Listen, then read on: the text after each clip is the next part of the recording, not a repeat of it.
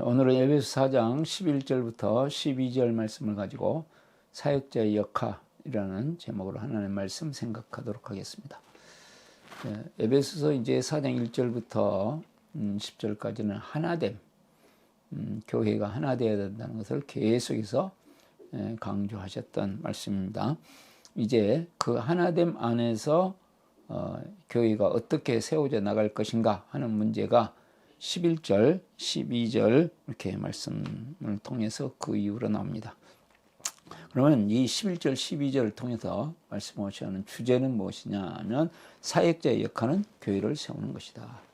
우리 당연한 것이죠. 사역자를 하나님께서 왜 세우시는가? 사역자들을 통해서 교회를 세워나가기 위해서, 교회가 사랑의 공동체, 부활의 생명의 공동체가 되도록 세워나가기 위해서 사역자가 있습니다. 사역자를 위해서 교회가 있는 것이 아니라 교회를 위해서 사역자가 있는데, 그 사역자는, 모든 사역자들은 뭘 하는 사람이냐?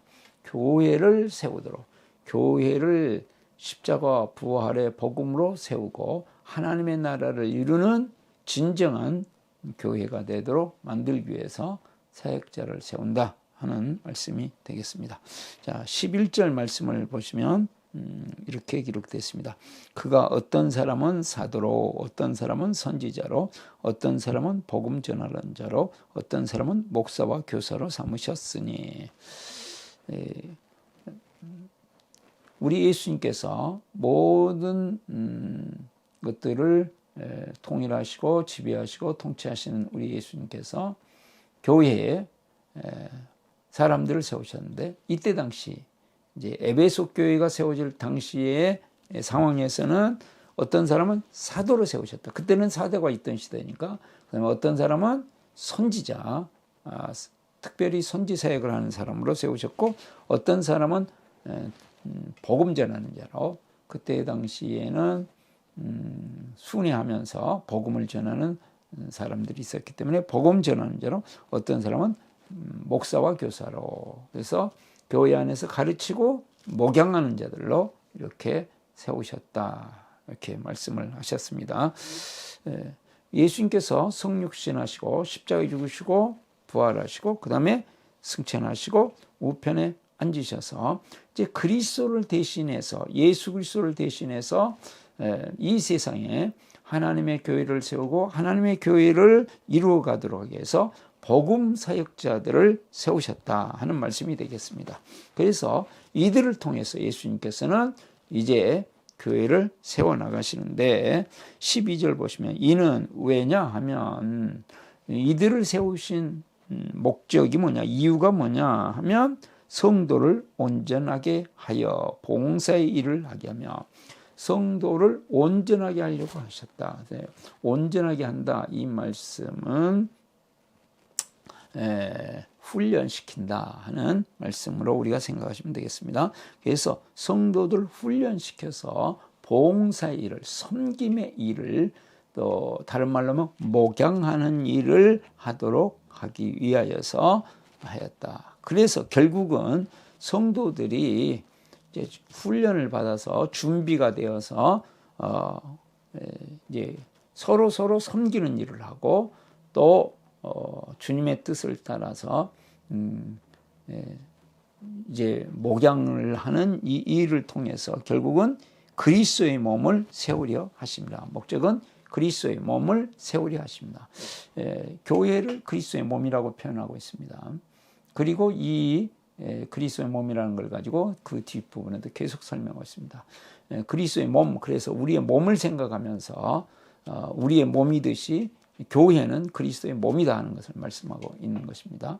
교회는 여러 가지 것들로 표현되고 있는데, 성령의 전이다, 하나님의 가족이다, 진리의 기둥과 터다, 하나님의 집이다, 이런 다양한 것들로 표현되는데, 오늘은 그리스도의 몸이다 이렇게 말씀하고 있습니다.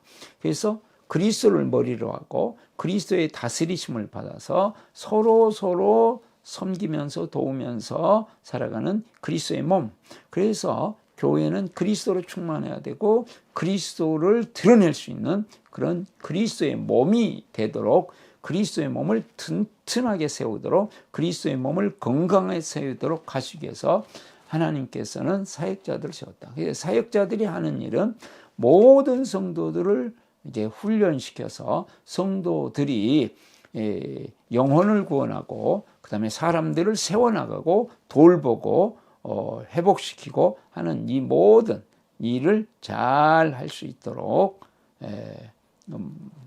이제 봉사의 일을, 섬김의 일을 잘 할 수 있도록, 목양하는 일을 잘 할 수 있도록 만들어주는 거야. 그럴 때 교회는 든든히 하나님의 교회로서 그리스도의 몸으로서 세워질 수 있다 하는 것이 되겠습니다. 그럴 때 이 교회가 진정한 하나님의 교회가 되고 그리스도의 몸이 되고 또 하나님의 원대한 계획과 뜻을 이루는 교회가 될 수 있다. 그러면 어떻게 우리가 교회를 세우는 사역자가 될 수 있을까 하는 것입니다. 첫 번째로 사역자가 되기를 소원하고 기도합니다.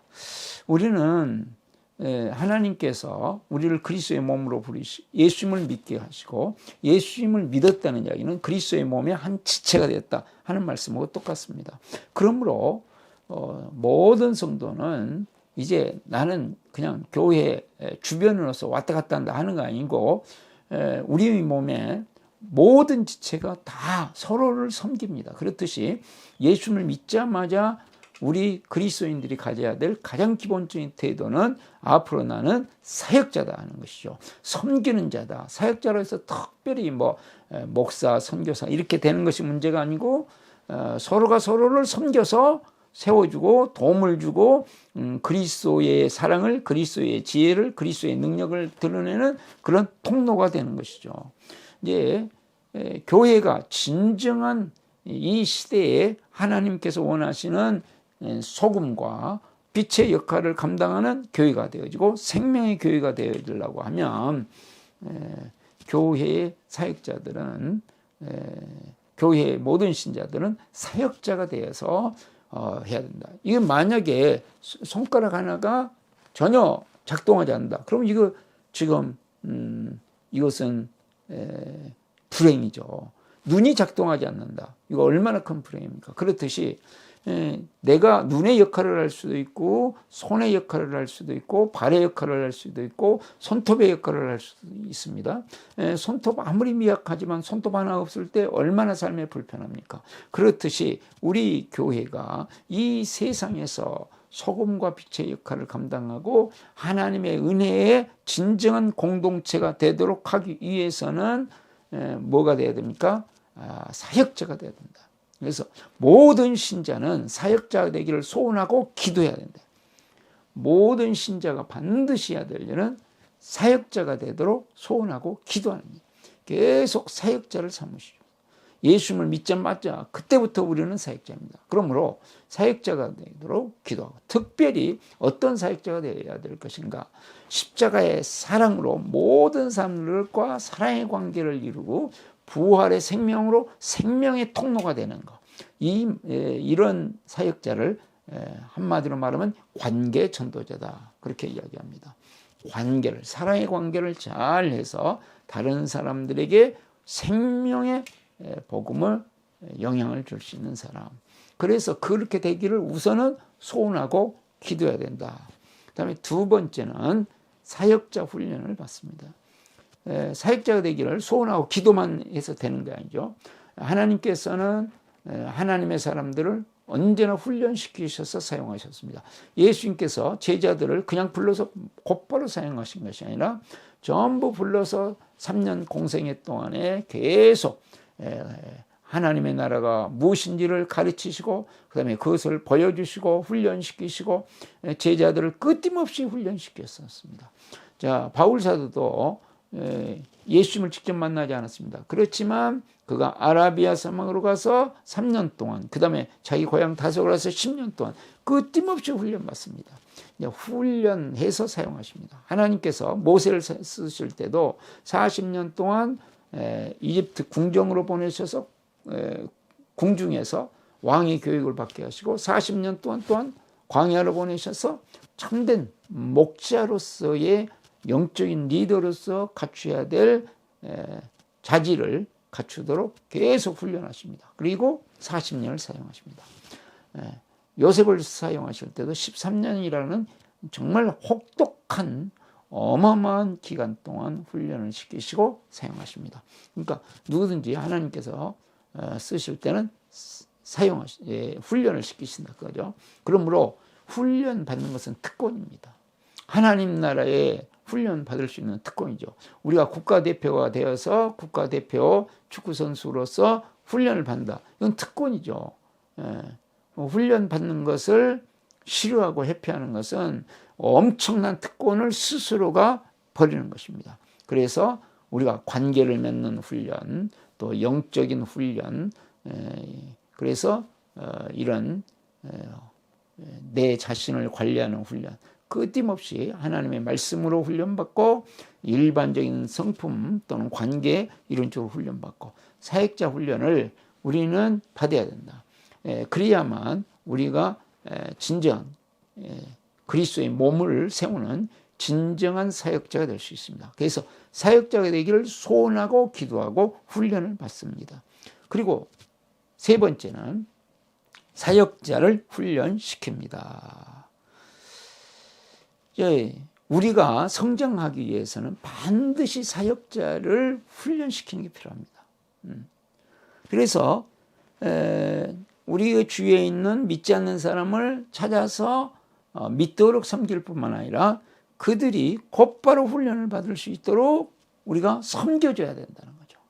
그럴 때 나도 성장하고 다른 사람도 성장하고, 나도 계속해서 성장하고 다른 사람도 끊임없이 성장하고 그렇습니다.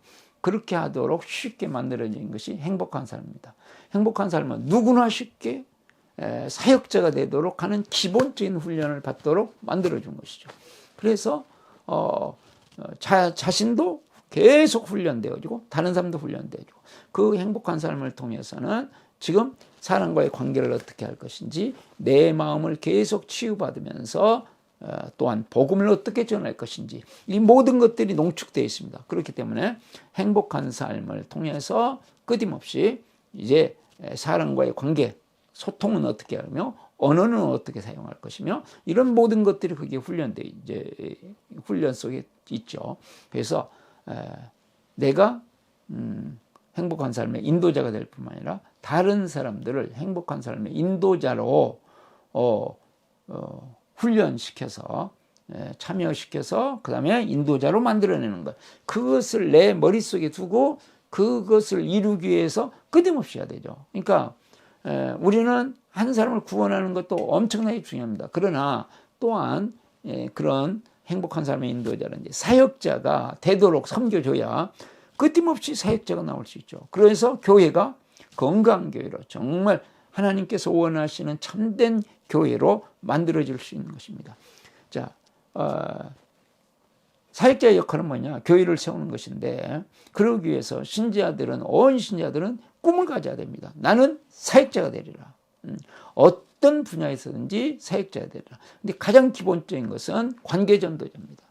사랑의 관계를 통해서 복음의 통로가 되는 십자가의 사랑으로 관계를 맺고 부활의 생명으로 그것을 끊임없이 훈련할 수 있도록 우리 교회에서는 행복한 삶, 말씀 중보 기도의 삶, 회복의 삶, 또 감사 이런 것들을 통해서 할 수 있는 기본적인 도구들을 통해서 하고 있죠. 그래서 끊임없이 훈련해야 되고 그 다음에 다른 사람들을 훈련시켜야 된다.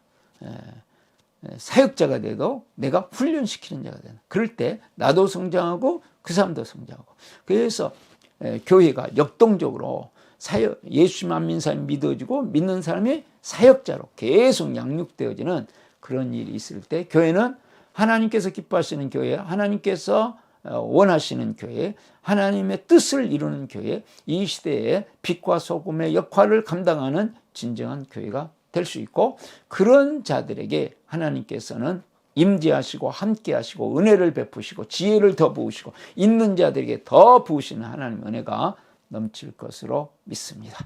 기도하겠습니다. 살아계시고 은혜 많으신 하나님 아버지, 우리 온 성도들이 하나님의 교회를 위해 그리스도의 몸을 세우는 자가 되도록 이제 사역자가 되기를 소원하게 하시고 기도하게 하시고 훈련받게 하여 주시옵시고 또한 다른 사역자를 세우는 아름다운 우리 교회 될 수 있도록 은혜를 부어 주시옵소서. 예수 그리스도의 이름으로 기도드리옵나이다. 아멘.